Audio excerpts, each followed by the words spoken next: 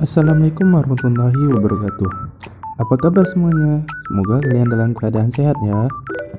Nah, pada video pembelajaran kali ini kita akan membahas materi tentang teks berita.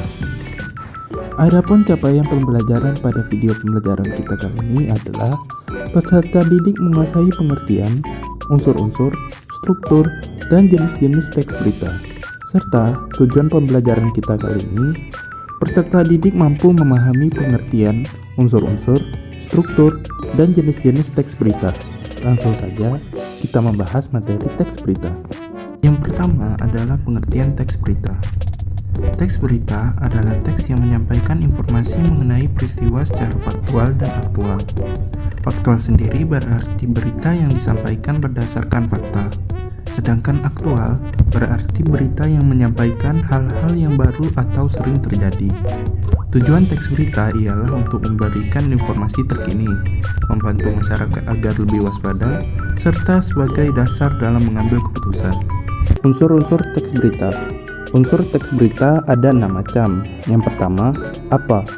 Digunakan untuk menjelaskan peristiwa yang terjadi. Kedua, di mana?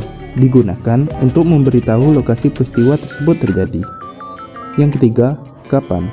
Digunakan untuk menjelaskan waktu terjadinya peristiwa. Yang keempat, siapa?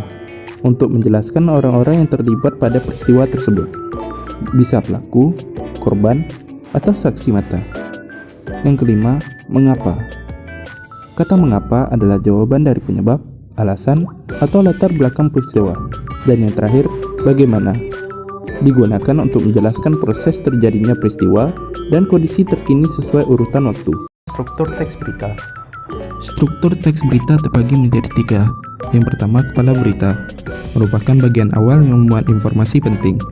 Kepala berita menjawab pertanyaan yang berhubungan dengan unsur apa, kapan, di mana, dan siapa. Yang kedua, tubuh berita, merupakan bagian isi yang memuat informasi lanjutan dari kepala berita. Terdapat jawaban atas pertanyaan mengapa dan bagaimana peristiwa itu terjadi. Yang terakhir, ekor berita, merupakan bagian terakhir yang mencantumkan informasi tambahan. Sifatnya opsional karena tidak terlalu berpengaruh terhadap pokok berita. Jenis-jenis teks berita. Yang pertama, berita langsung, merupakan jenis berita yang biasanya ditulis secara to the point, lugas, dan ringkas. Berita langsung berisi informasi terkini atau faktual, terhangat, dan menarik. Jenis berita langsung biasanya dapat kamu temui di halaman depan koran atau surat kabar.